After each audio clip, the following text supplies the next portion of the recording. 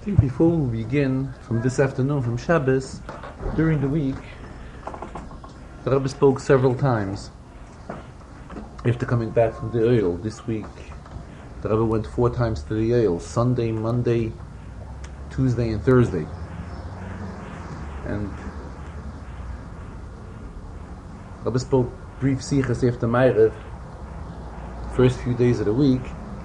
Wednesday night, the Rebbe spoke a sicha for Yechidus. But there is one thing in which the Rebbe spoke Sunday night, which is extremely relevant to everyone. The Rebbe asked in the Sicha of Sunday night, he requested and he suggested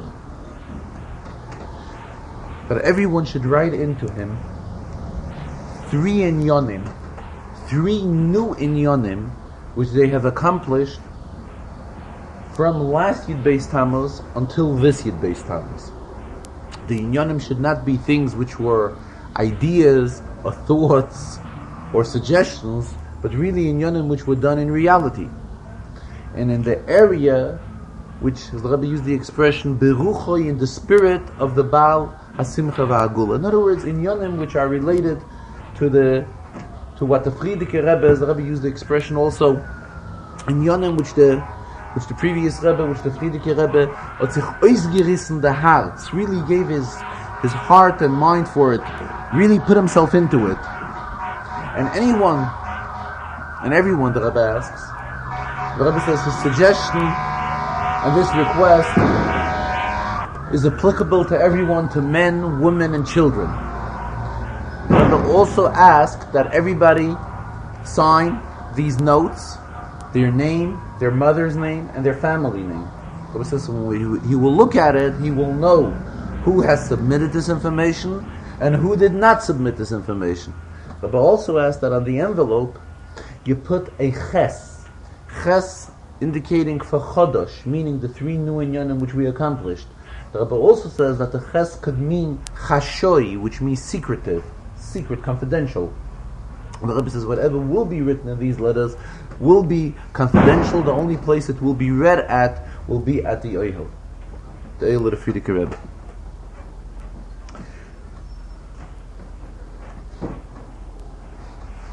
Now let us go back to the sichas of this afternoon. The Rebbe began the Farbrengen that today is Shabbos, and it is the Shabbos of Shiva Osel B'Tammuz. And there's a famous expression from the Friedike Rebbe regarding when Shiva Osel B'Tammuz comes out to be on a Shabbos, Hoyil v'itche itche, being that it was postponed already, because we are not fasting today. The fast is postponed for tomorrow, so let it be postponed. Let it be totally postponed. In other words, let us come to a point where we will no longer have to fast on Shiva Osel B'Tammuz. This expression of Hoyil v'itche itche is really based on an expression in Gemara, which is also an expression of the Nasi Yisrael, an expression of Rabbeinu HaKodesh, Rabbi Yehuda HaNasi, regarding some matter which he also applied this expression, being that it was temporarily postponed, let it totally be postponed, let it totally be abolished. So the same regarding the inyan of Shiva Osel B'Tammuz, which today comes out on the Shabbos. So the inyanim chitzonim, which are usually done on a tanis, we cannot do today. This is postponed for tomorrow. What, however, do we have today is the good part of the Shiva Osel B'Tammuz. What is the good part in the tanis? That is the fact that Yehavchu Yomim Eilu L'Sasan L'Simcha, that ultimately these days of fast will be converted to days of joy and simcha.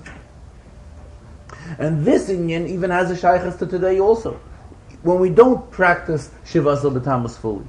Furthermore, Shiva Osel is 17. 17 is equivalent to Toiv. Numeric value, how Toiv is spelled, Tes, Vav, Veis. That equals 17. Mamela, the good part of Shiva Osel B'Tammuz, which has to do with Shiva Osel because of Shiva Osel being 17. This we still have today as well. The fact that this sign, this tanis, will be Yehafech L'Sasan L'Simcha. Then the Rebbe continued that the fast of Shiva Osel B'Tammuz is called Tzom HaRevi, the fourth fast day. It's the fourth fast day which comes after Shavuos. In other words, the first fast day which we have from Shavuos in Shavuos is the day of the fast of Shivasa B'Tammuz. Shivasa B'Tammuz is called Tzom HaRevi. What's the Maile in Revi L'Gabe Shlishi? Fast before is called the third fast. Even Shavuos we celebrate in the month of Sivan, which is also called Yarchot Lisoi, the third month. What is the inyan of 4? Rabbi says the advantage of 4 as opposed to 3 is just like we would take a table that has 3 feet, 3 legs, and a table that has 4 feet, 4 legs. So naturally a table with 4 feet, that's a table that could stand. So Amela the same when we're talking about the inyan of Tzom HaRevi. The specialty of this Tanis is that it's a Maila, it's a Madrege which we are achieving, the Madrege of Revi, which just in itself is a Maila G'doila, is a great thing. How much more so is it when this fast day comes out and the Shabbos, like today, is Shabbos of Pashas Balak.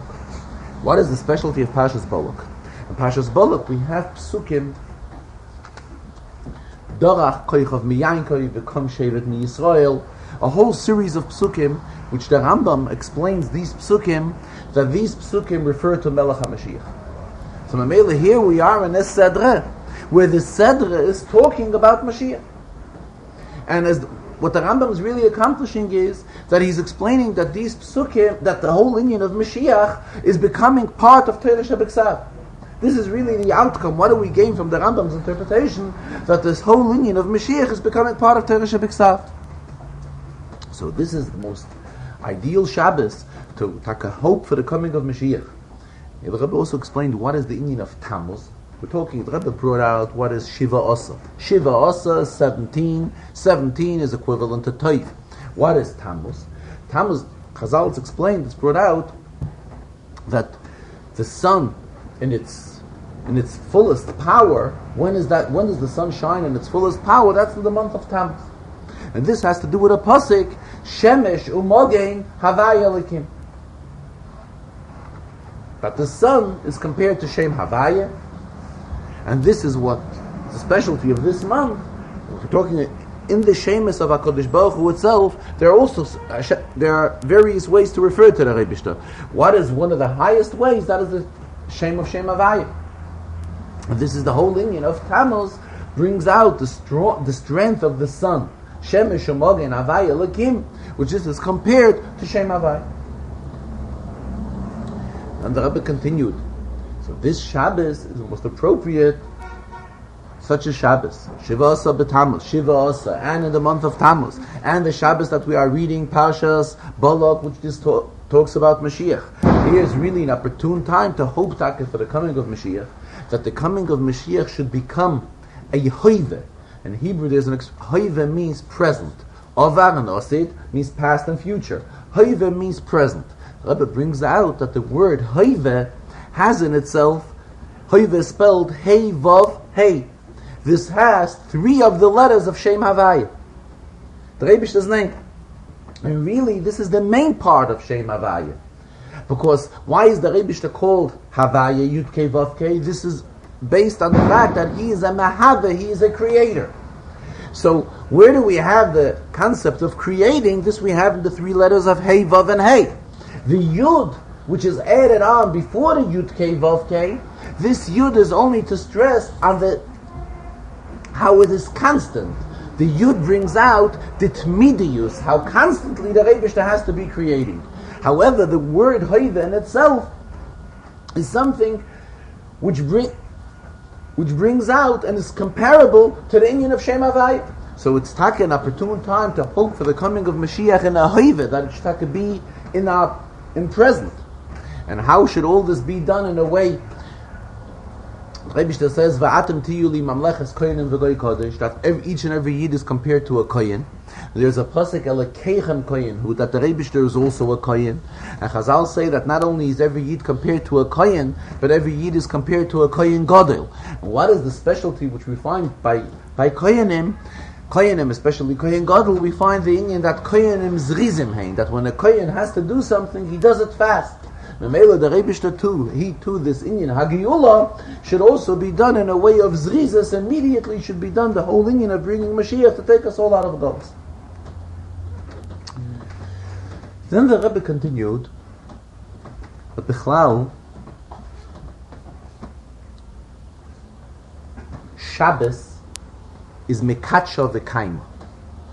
Shabbos is something which we do not contribute anything to the arrangement of the Shabbos. Shabbos is here. Every seventh day is Shabbos. After 7 days, we know comes Shabbos. However, the inyan of 17 days in the month, setting of the calendar, this is something which the Rebishter gave over to the Beis Din. Now we know we have a fixed calendar. But in the times of the Beis HaMikdash, there was no such thing. There wasn't a fixed calendar. So it was up to the Beis Din, that when the Beis Din would get two witnesses that would come and they would say that they just saw the new moon, and Beis Din would question them, as the process would be, that is when Beis Din would proclaim the new month. And this is something which is given over totally to the hands of the Beis Din. In other words, the concept of setting the month, this is something which is in the hands of Yid. The concept of Shabbos, this is something which is in the hands, not in the hands of Yid. This is something which we got as it is. This is how we have it. We have how the Rebishter gave us. This is how the system is. That comes every seventh day. That is Shabbos. However, Abba says it's brought out in Chassidus that a Yid is capable of being me'aneg es HaShabbos. A Yid brings oineg. Oineg means pleasantness and joy, which a Yid adds on to Shabbos. In other words, Shabbos is take mekatsha v'kaima. It is take there. It's not something which is up to a Yid.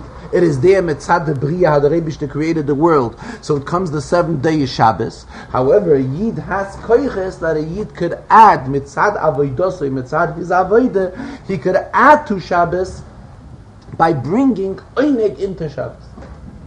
Now the Rebbe goes a step further. We do find, however, an exception when Shabbos, the setting of the Shabbos, is also giving over to the hands of a Yid. How is this? There's a Gemara.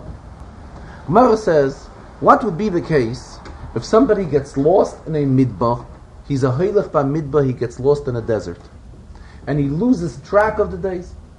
Memele, he loses track of the days, so he doesn't know when is Shabbos. He's lost.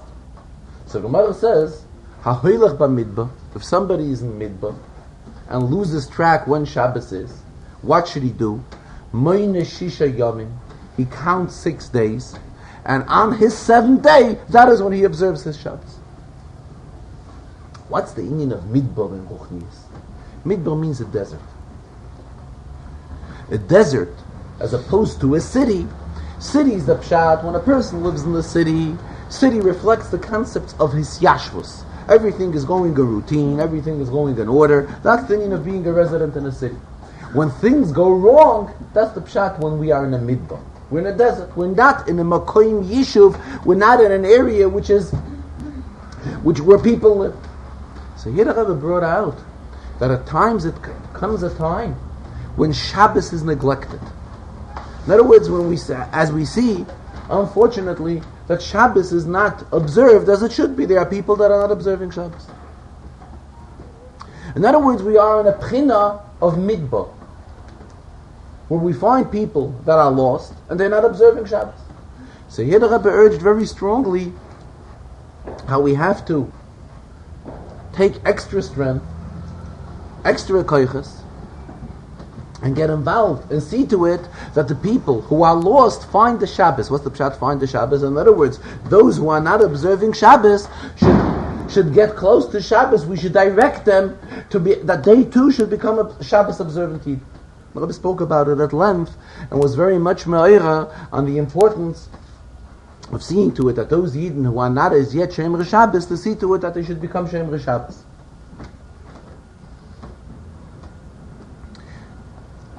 Here the Rebbe went into another inyan. The Rebbe says we've been talking lately a lot about the importance of hoping for the coming of Mashiach. The Rebbe says there's a Rambam which is not paid attention to. The Rambam tells us, and the Rambam writes about Mashiach, that's the last chiluk of the Rambam in Hilchos Malachim. The Rambam there brings out that the fact that we have to believe in the coming of Mashiach, and a Yid constantly has to be a mitzape libi osoi. We have to constantly await his coming. And the Rambam writes very strong words. The Rambam writes that the one who is not a mitzape libi osoi, in other words, the one who is not constantly waiting for the coming of Mashiach, the Rambam says not only is he a kofer, not only does he deny the teachings of Moshe Rabbeinu, the Rambam says such a person is considered a kofer, that he's denying the teaching in the Torah of HaKadosh Baruch Hu. Because these words from the Rambam speak out for themselves. How we constantly have to be hoping and waiting for the coming of Mashiach. And that the waiting and hoping, that we are constantly hoping and wishing for Mashiach's coming, this in itself is part of a mitzvah of a Yid. So there are going to be those who are going to come with a kasha. The Sefer HaChinuch, in the beginning of his Sefer, writes that there are 6 mitzvahs which are considered mitzvahs tmidiyos. In other words, mitzvahs which we constantly have to fulfill them. And he lists them. Avas Hashem, Yiras Hashem, to love the Rebishter, to have fear for the Rebishter. These mitzvahs he considers as mitzvahs tmidiyos. At all times, every minute of the day, we're obligated to fulfill this mitzvah. The Rebbe says, so you're going to come and ask, why doesn't the Chinuch also list this mitzvah of constantly waiting for the coming of Mashiach? The Rebbe says, very simple. The Chinuch lists mitzvahs which are negeya at all times. When the Yidden got the Torah from the Rebishter, at that time the Yidden hoped that Moshe Rabbeinu was the Goyel Rishon and the Goyel Achron. In other words, that Moshe took us out of Mitzrayim, and we will no more again be in Golus. So Mamela, there was no need at that time to establish a concept that Yidden should constantly wait for the coming of Mashiach, because they thought that they will not be in Golus again. They thought they are living in an era, in a period of time which Golus will never come back to. They will never come back to Golus. The same even once Mashiach will come, again we will not have to come on constantly to this mitzvah, because Mashiach will have taken us out of Golus. The mitzvahs that the Chinuch is talking about is such type of mitzvahs which at all times and under all circumstances are they considered mitzvahs tmidiyos, constant mitzvahs, which and such mitzvahs he lists 6 of them, of which Avas Hashem and Yiras Hashem and Emunah and the Rebishter are part of the 6 which he lists. The Rebbe later continued another inyan, Shehazman Groma, another inyan which is relevant to the days which we are about right now. It says we are the beginning of summer vacation. It says where the Rebishter has set up the world, there are the differences between east and west. So when it is day here, it is not day there, or when it is night here, it is not exactly night there. Then we have the differences between north and south. The difference between north and south is that when it is by us summer, it is by them winter, and vice versa. But an inyan which is negeya us, to us now, when by us it is the middle of the summer months, is the fact that now it is the vacation time for children. Children have vacation from school, and the most appropriate and proper thing which should be done with children during the summer months, the Rebbe says, is that children should be in a proper camp. And the influence that a camp has is tremendous. Especially taking into consideration the fact that the child is taken off the street, and the child is not confronted with the street. Away from, let me use the expression, away of the hamoina shel roimi, away from the expression in Gemara, the Gemara refers to the big noise and loud noise which are in the city of Rome. In other words, the child is taken away from all of this, and the child is sent to a sleepaway camp. So the impact that this could have, and this does have, on children, the Rebbe says is a tremendous one. To such an extent that even later when the child comes back and gets back into day-to-day life and day-to-day school life, still these positive things which the child was taught in camp become part of him. The expression goes, Hergel nase tevesheni, something which one gets used to, becomes a second nature. So the good things which children get used to while they are away in the sleepaway camp, in a residential camp, become part of their tevesheni. This becomes part of their second nature even after leaving camp, even when they come back to the city and get back into a city lifestyle. And the Rebbe urged very strongly on the importance of seeing to it that children during the summer months are spending their time in a proper camp, in a camp that gives the proper environment. And when children are in such an area, this leaves a tremendous impact on the child year round. Talking about the inyan of summer vacation, the Rebbe says here it is again an opportune time to refer to something which we have spoken about several times.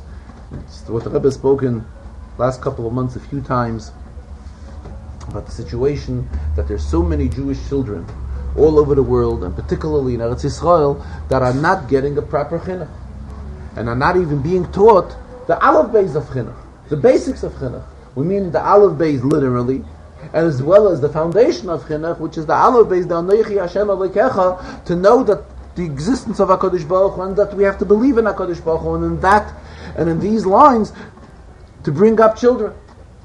The Rebbe urged very strongly again that we reach out in every way possible to see to it that every Jewish child receives a proper Jewish education. The Rebbe used the expression, it would be appropriate to proclaim the year as a Shnas Hayeled, a year for the Jewish child, and therefore utilize all ways possible to see to it that children all over the world receive a proper Jewish education. It was somewhere in the Sichos the Rebbe was bringing out that when we undertake to do something and we mean it and we really want to do it, then the Rebbe gives us kaiches. It's okay. Then the Rebbe gives us kaiches that we should be able to fulfill the decision which we have accepted upon ourselves. The Rebbe referred to an incident which has taken place by the Frierdiker Rebbe, where there was a fellow who was close to the Frierdiker Rebbe, and he accepted upon himself to give a large sum of tzedakah. The Rebbe says the person was very far from it. He was in no way was it within his means to give such type of donation of tzedakah.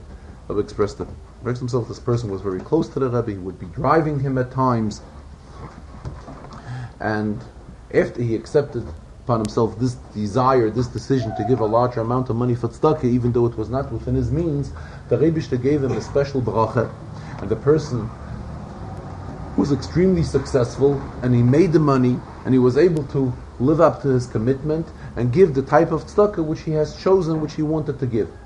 What do we see from this? That when a Yid really makes a decision that he wants to fulfill something, even though while he's accepting this decision upon himself, it is not within his reach, the Rebbe gives him a special bracha and special kaiches that he should be able to do so.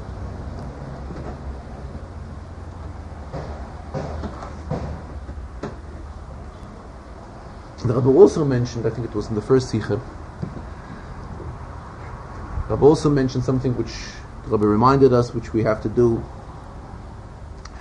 regarding the 3 weeks which we enter today, the special limud, the special learning which has to be done during the 3 weeks. As the Rebbe has already explained in previous occasions, that during the 3 weeks it's an appropriate time to learn in Yonim and Torah that deal with the Beis HaMikdash. Sai in Torah Shebiksav, as well as in Torah Shebal Peh, and also in the Chelek of Torah, Halacha Sheb'Torah. In Torah Shebiksav we find it in the Navi Yecheskel. Navi Yecheskel, after beginning from Perik Mem, chapter 40.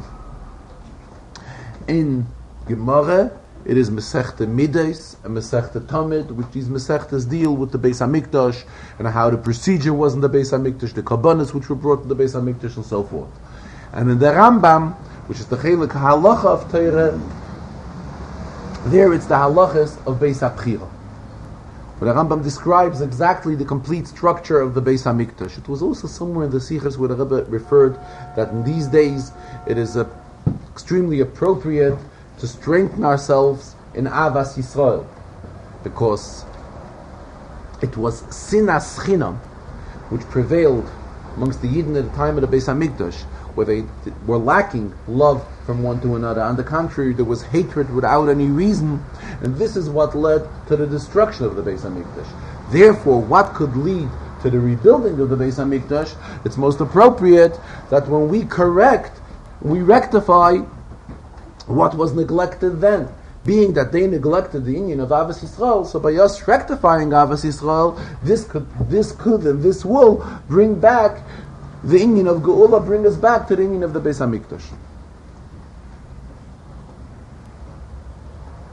The Farbrengen also, the Rebbe, as it's customary, the Rebbe explained that Rashi and Chumash, also as it's customary by the Rebbe during the summer weeks to explain the Mishnah in Pirkei Avos. And in Pirkei Avos, we recite today the 6th Perek. The Rebbe brought out in the 6th Perek, besides it being called Perek Vav of Pirkei Avos, it really has another name. It's called Kinyan Torah, ways how we acquire Torah. And if we look through carefully, we will see that the Mishnah there tells us there are 48 different ways, 48 advices which the Chachamim give us how we can acquire Torah, how it makes it easier for a person that he gets close to Torah.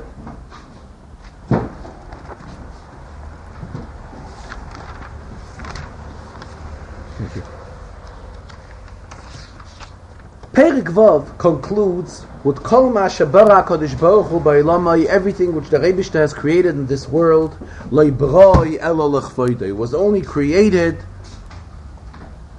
for His honor, for His name. Prior to this Mishnah, we find another Mishnah in the Perek, where the Mishnah brings out that Oimer Dava B'Shem Oimrai, if we say something and we say it in the name of its author, Mevi Geula La'ilam, this brings redemption to the world. And the Mishnah brings evidence, Shenema V'Toimer Esther LaMelech B'Shem Mordechai, that Esther, the story of Esther which celebrate Purim in Megillas Esther, Esther, when she told in behalf of Mordechai, when she related the message, this is what led to the redemption of Klal Yisrael. So we see that saying something in the name of its author, on behalf of who said it, leads to Giyum. So the Rebbe brought out this entire inyan in Ruchnius today, in an in-depth explanation. What does it mean to say something in the name of its author? And also has to do with the last words of the Mishnah, that everything which the Rebbe created was created for His name, for His honor. What's the pshat? Who is the one that is creating the world constantly and giving chayis into the world? And see, Mahado Machayis, the Alter Rebbe explains at length in Tanya Shara Yichud V'Emunah, it is the Rebbe that is giving the constant life and power of existence to the world and to everything in the world as well. And this is the Taich, Oimer Davar B'Shem Oimroi, when we realize who is the one, who is the author. What's the pshat, the author? he realizes that everything in this world was created by the Eibishter. Who is the Oimer? The original Oimer, the original author is HaKadosh Baruch Hu. HaKadosh Baruch Hu who said it, Ba'asoram Amoros. And when a Yid realizes how everything in this world is B'Shem Oimroi, such type of an attitude is Mevi Gula L'Olam. What shaykhs does this have to this Perek? It brings out very simple. Being that this Perek, right before this Mishnah says that Torah niknis barboim u'shmoina dvarim. That Torah can be acquired in 48 ways. So the Mishnah is giving us eitzes how a Yid can acquire Torah. And this as well, this is kind of like, this is the last one of the 48 which are listed here in the Mishnah, because this is the final and last one. In other words, this is the main inyan.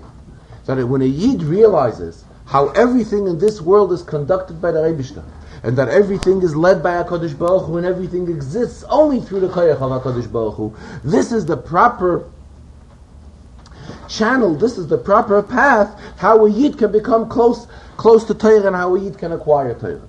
And talking on this inyan, the Rebbe here also spoke again about the importance of the Sheva mitzvahs b'nei Noach, of the Zayin mitzvahs, of the 7 mitzvahs which apply to each and every person in the world, to all goyim as well. And the importance of seeing to it that the goyim should be familiar with the details of the mitzvahs, and goyim should be able to fulfill their mitzvahs. And this is something which the Rebbe has explained already at various occasions, how important this is and how vital this is, to see to it that every goy, all goyim, are familiar and know what are the 7 mitzvahs which they have to fulfill. In the Rashi, which the Rebbe brought out, as it's customary that the Rebbe explains the first Rashi in the Sedra, and it is in Pashas Balak, where the pasuk begins, Vayar Balak ben Tzipor. Balak saw is kol asher asu Yisrael ha'mayri, everything which the Yidden did to ha'mayri. Then the pasuk goes on, Vayogar Moav mipnei ha'am ma'od. Moav was very much afraid. Ki ravu, they were afraid of the Yidden. Till as the Tzedre goes in to tell us that they went ahead and sent for Bilam, and Bilam should give him advice how they should be able to overcome the Yidden and so forth. Rebbe says, brings to our attention, here in this Rashi, we find something very unusual, as opposed to all other Rashis in Chumash. Rashi usually quotes 1 or 2 or 3 words from the pasuk and explains these words. Here you will notice that Rashi is quoting the entire pasuk. Vayar Balak ben Tzipor eis kol asher asa Yisrael ha'mayri. That Balak saw everything that the Yidden have done to Hamayri, and therefore Vayogar Moav, so Moav got afraid as well. They began being afraid that the Yidden are going to destroy them. So Rashi says, Omar, what did Balak say? Eilish nei Melachim, these 2 kings. In other words, he's referring to the Amorim. Shahayinu bituchem aleim. We were confident that they will be able to overcome the Yidden. Lo yomdu bifneim, they weren't able to overcome them. Onu us alachas kama v'kama. Lefikach, that is why Vayogar Moav. That is why Moav was afraid. Interesting, the Rebbe also brings to our attention, Lefikach, Rashi continues, Vayogar Moav. Vayogar Moav are the next 2 words, are the beginning words of the next pasuk. So really the words Vayogar Moav should not be in Rashi letters anymore. This should lead Lefikach, Rashi letters, Rashi's commentary is printed in Rashi letters. Wherever there's a quotation from the pasuk, it's printed in regular lettering. So the words Vayogar Moav, which are the conclusion of Rashi, should already be printed in regular lettering, which should lead into the Perush Rashi of the next pasuk. But regardless, this is how the one who originally types at the Rashi, this is how he did it. But this is not how it should be done. So the question arises, why does Rashi here quote the whole pasuk? Which is something which is very unusual in Rashi. Besides, If we look through the psukim here, we will notice that the Yidden were told not to start up with Moav, al totzares Moav, don't surround Moav, and to stay away from Moav. So why was he afraid? So what's really happening here? Why is he afraid? What's the reason for the fear? In fact, if we go back, we find regarding Edom as well, that the Yidden were told not to start up with Edom. So what did Moshe want from Edom? He sent a message to Edom. We learned about it in last week's Chazarah in Pashas Chukas. All he asked is give us permission that we should be able to, all he's asking is give us permission that we should be able to go walk through your land. We're not asking for anything. We are ready to pay you, just let us go through your land. So we see that there are nations which the Yidden did not start up with, did not destroy, did not want to conquer their land.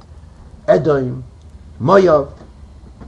Nonetheless, when Balak saw his Kol Asher Asa Yisrael HaMoiri, he got scared. So Chub is explaining what's really happening in these psukim. They knew that the Yidden were aiming to enter Eretz Yisrael. Eretz Yisrael was on the other side of the Yam. Now that they see what's happening, what's happening is that the Yidden destroyed the Amori. The Yidden took over the land of Amori. So questions are arising, what's going on? Perhaps this is like a temporary arrangement, being that the Yidden, large nation, they had a lot of fee and kettle, a lot of things with them. So they were looking until they will be able to conquer Eretz Yisrael. They were looking for an area for a kind of a temporary arrangement. But again, they saw that what did the Yidden do to Amori? And as the Rebbe is stressing, Kol Asher Asa Yisrael HaMoiri, they saw everything which was done to the Amori. What meant everything which was done to the Amori? They saw that the Yidden had a war with Amori. They were successful. They took over the land of Amori. There's a Gemara. Gemara says, Amoin u'Moav tiharu b'sichon, which means the Yidden were not allowed. They were told not to start up with Amoin and Moav. However, once Sichon Melech HaAmori, he conquered the land of Amoin and Moav. So once the Yidden have taken it over, what's really happening is they are taking it away from Sichon. They are not taking it away from Amoin and Moav anymore. The expression is Amoin and Moav tiharu b'Sichon. Tiharu is stemming from the word tahara, the kind of like a purified. In other words, the Yidden were able to have access to Amoin and Moav because Sichon was the one that has taken it away from them already. So who are the Yidden taking it from? They are taking it from Sichon. This is something which is discussed in Gemara. Then the Goyim were not aware of this concept. Here they see that they know that they were told that the Yidden will not start up with Amoin and Moav, with Moav.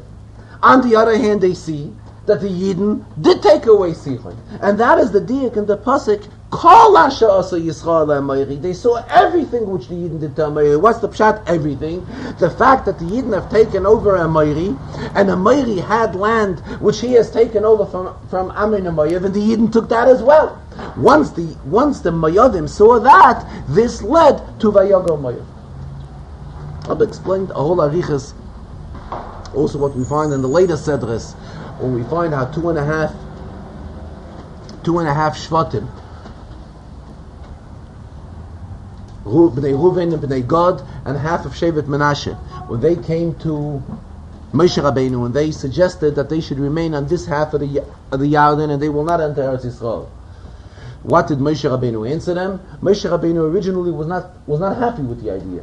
Moshe Rabbeinu exclaimed on them, Tarbus Anoshim Chatoim, you're a practice of sinning people. In other words, again you're coming up with problems. The Rebbe brought out that initially it was Bnei Ruven and Bnei Gad that came.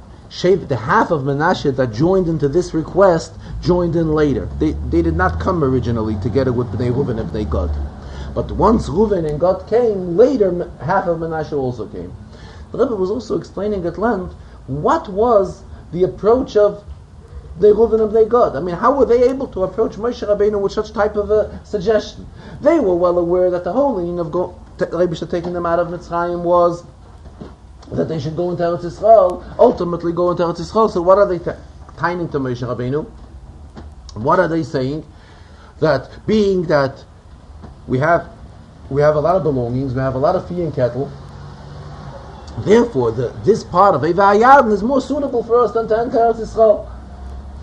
The only thing was, the mazel was that Moshe Rabbeinu was lucky to find out and work out a solution that they should join in, come along, and join in the war together with the rest of the Yidden to conquer Eretz Yisrael. And then later they will come back. But had not Moshe Rabbeinu come up with such type of a suggestion, had Moshe Rabbeinu not solved this problem, the question is, what was their initial approach? The Rebbe elaborated at this in this whole biyah as well, explaining out this whole inyan, how when the Yidden went out of Mitzrayim, they were all aiming to enter Eretz Yisrael. So Mela, how was it possible that they would have had a suggestion that they want to remain on this side of Ever HaYarden? As it's customary in the Farbrengen that the Rebbe also explains an inyan in the Rambam. The Rambam, it's regarding a halacha which has to do with korbanos, Balei Chayim, which means live korbanos. In other words, before the korban was slaughtered, there's a halacha that the Balei Chayim do not become bottled. What means bottled? We know there's a concept of bittul. When Isser and Heter mingle together, we know there's a concept of bittul. In other words, if there's more of the Heter, in other words, just using it for an example, when milk and dairy and meat would mix together, so we know that there's a concept of bittul b'shishim, which means if there's 60 times as much meat as there is the dairy, then the dairy becomes that we do not consider it there, we do not consider that it's in existence, and we are allowed to eat this mixture. I'm not getting into the details of Hilchas Isav Heter. Naturally, we have to check out every case carefully whenever something like this happens. But this is the general concept of bittul, that when there's something of a smaller quantity mixed into something of a larger quantity, the smaller quantity becomes bottled. Regarding Balei Chayim, meaning livestock, live cattle, there's no concept of bittul. This concept of bittul does not exist. The reason is very simple. Because when something is live, it's in its fullest mitzias, it's in its fullest being. How can we say it is not there, it does not exist? There's a live thing there. Also there's a halach in the Rambam that Balei Chayim einom nidochim. We'll explain it. If for some reason something came up that this korban, this behemoth, was not worthy, was not suitable to be brought as a korban. Later the situation changed. We can use this korban. It is perfectly okay to use this behemoth. We don't say, since it was nitche, there was a time when it was not permitted to be, it was not suitable for a korban, it remains that way. We do not say that. In other words, we do not say by Balei Chayim that being that once it was not suitable for a korban, it remains in such condition constantly. What is the moral, the hira and avodas Hashem which we derive from this? The Rebbe says a very obvious. When we're talking about Balei Chayim, live, we're talking in the concept of live animals. But there's also the inyan of Balei Chayim, live people. Va'atem hadveikim b'Hashem Elokeichem Chayim kulchem hayom. Who are we talking about? We're talking about Yidden. Yidden, the pasuk tells us, Va'atem, you Yidden, hadveikim that are attached, B'Hashem Elokeichem, Yidden that are constantly attached in the Rebishter, Chayim kulchem hayom, you're all live today, you're all lebedi. Zemedach, how Yidden too are also called Chayim, Balei Chayim. What is the Hira? The Hira is very obvious. that a Yid never can become a Nidach. A Yid can never become in a situation where he will say that being he was once in some sort of a situation, in some sort of a condition, where he wasn't worthy for a Korban. In other words, what's the whole meaning of Korban? Korban is becoming close to the Rebishter. So we'll say that being that this individual was at a certain point not worthy of being a Korban, he does not remain. Doesn't mean that he remains that way. On the contrary, a Yid is considered Dveikim B'Hashem Elokeichem. We Yidden are attached to the Rebishter, and Memela at all times Chayim Kulchem Hayom. And regardless what may have happened, may be that at a certain point in time, a Yid may have been considered a Nidach Chas V'Shalom. So we say this is something which was temporary; it was just time being. But a Yid always, at all times, has the opportunity to become close and be attached to the Rebishter. Va'atem adveikim b'Hashem Elokeichem chayim kulchem hayom.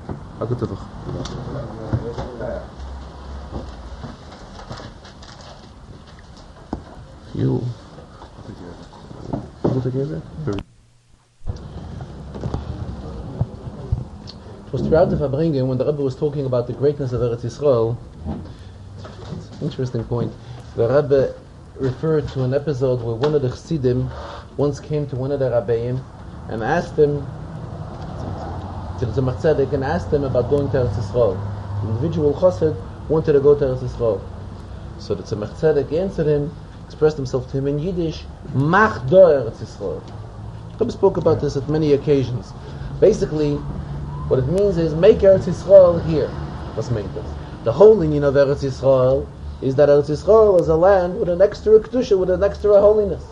So what is the Tzemach Tzedek telling him? Instill this holiness, this extra heiligkeit, bring it into here as well. And the Rebbe spoke about this today, this afternoon, the Farbrengen, and explained it as well. Now, while referring to this, there was a line which the Rebbe said. The Rebbe says, and by the way, the Rebbe says, this is also the reason why we are here and not in Eretz Yisrael, because to fulfill this mission for Mach do Eretz Yisrael. The Rebbe says he's not going to continue elaborating on the subject because we're talking about other inyanim. He doesn't want to mix in this inyan, talking to other inyanim, and got back to the explanation of the Sikha. But this is the word which he said, the reason we are here and mir fahren nicht in Eretz Yisrael is because to fulfill this motto, this message, this shlichus from Mach do Eretz Yisrael.